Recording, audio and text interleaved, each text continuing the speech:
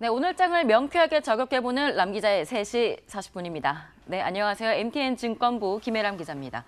오늘 장화 플레이어 LG입니다. 이 구본무 회장의 별세로 이 LG그룹의 승계 장업 본격화가 됐는데 LG그룹주 잠잠했습니다.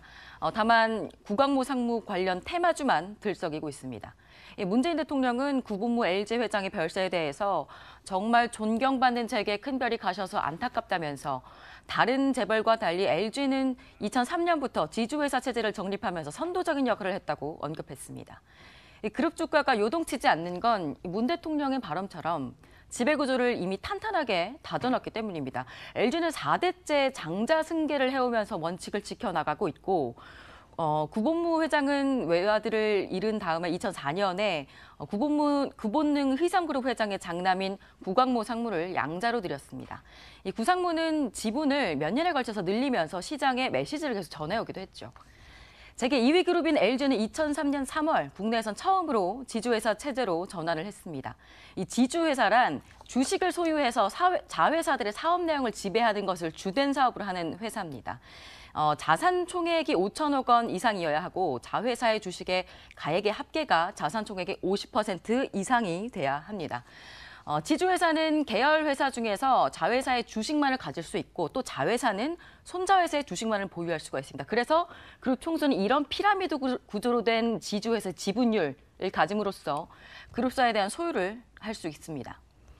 계열사 간 순환 출자나 상호 출자 등의 방식으로 5% 안팎 지분으로 수많은 계열사를 가져왔었던 재벌과의 관행, 이 관행이 외환위기 때 직격탄을 맞았었죠.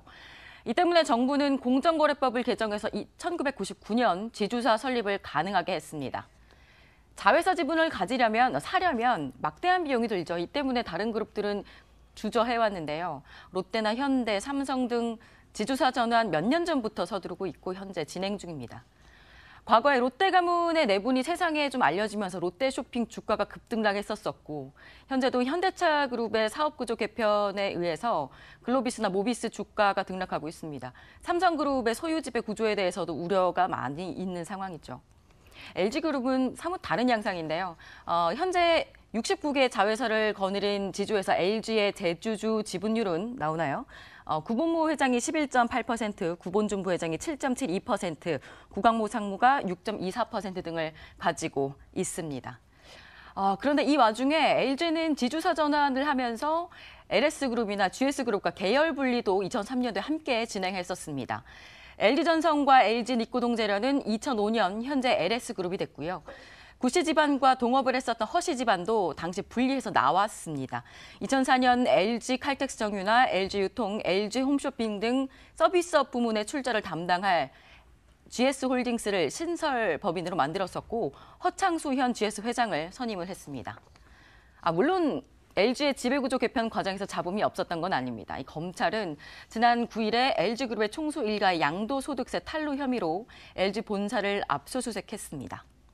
그런데 이제 최근의 이목은 구 회장이 보유한 지분 가치 1조 8,700억 원을 구상부가 가져가게 될 경우 내게 될 상속세 약 1조 원에 꽂혀 있습니다.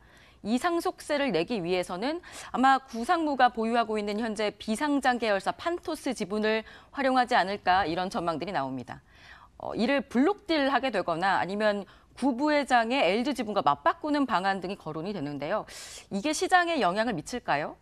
금투업계에서는 단 몇 거래 정도의 영향을 줄 뿐 대세를 바꿀 정도는 아닐 것이다라고 이야기를 하더라고요.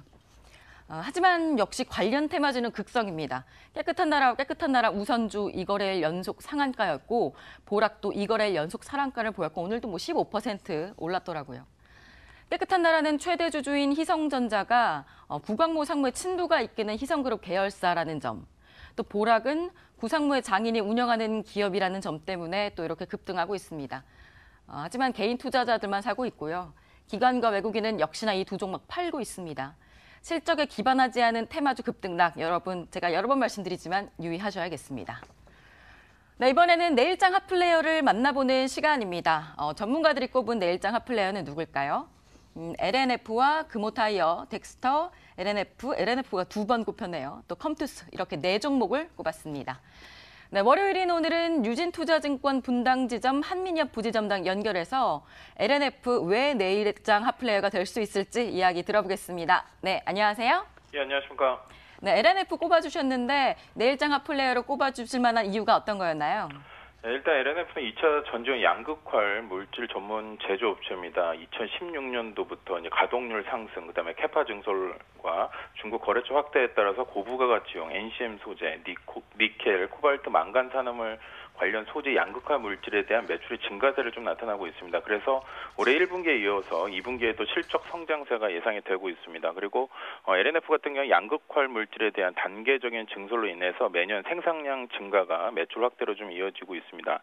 올해 같은 경우는 약 2,000톤 이상의 캐파 증설로 이러한 효과가 실적에 좀 반영이 되고 있고요. 전기차용 고출력 배터리 수요 증가에 따라서 NCM 소재 양극활 물질에 대한 성장세는 더 가속화될 걸로 예상이 되고 있습니다. 그리고 얼마 전 발표된 폭스바겐의 대규모 배터리 계약으로 국내 배터리 관련 업체에 대한 수혜가 예상이 되고 있고요. 중장기적으로 성장 가시성이 좀 확보됐다라고 보고 있습니다. 그리고 현재 LNF 같은 경우는 최근에 주가 상승이 기관의 매수에 힘입어서 상승세를 나타나고 있고요. 연기금을 비롯해서 투신의 매수가 유입되면서 상승 흐름이 좀 나타나고 있습니다. 그렇기 때문에 내일 시장에서 전기차 관련주 중에서 LNF로 좀 관심 있게 보시면 좋을 것 같고요. 목표가는 46,000원, 손절가는 45,500원으로 대응하시면 좋겠습니다. 이상 유진투자증권 분당지점 한민협 부지점장이었습니다. 네, 도움 말씀 감사합니다. 예, 감사합니다. 네, 여러분 다음 주 개장 때로 도움 받아보셨으면 좋겠습니다. 네, 이번에는 개장 전에 알았으면 좋았을 걸. 시간입니다. 장이 쉬는 내일 한미 정상회담이 예정돼 있습니다. 북미 정상회담을 3주 앞두고 한반도의 비핵화 로드맵에 대한 이견을 조율할 것으로 보입니다. 또 23일부터 25일까지는 북한 풍계리 핵실험장 폐기 행사가 있죠. 우리 측 취재진도 오늘 베이징에 도착을 했는데 북측이 아직도 기자단 명단을 접수하지 않고 있고 또 핵 폐기를 객관적으로 검증할 수 있는 전문가가 초청이 됐는지 확인이 되지 않고 있다고 합니다. 북한은 과연 약속을 제대로 지킬까요? 숨가쁘게 돌아가는 한 주가 될 것 같습니다. 네, 지금까지 람 기자의 속 시원한 3시 40분이었습니다.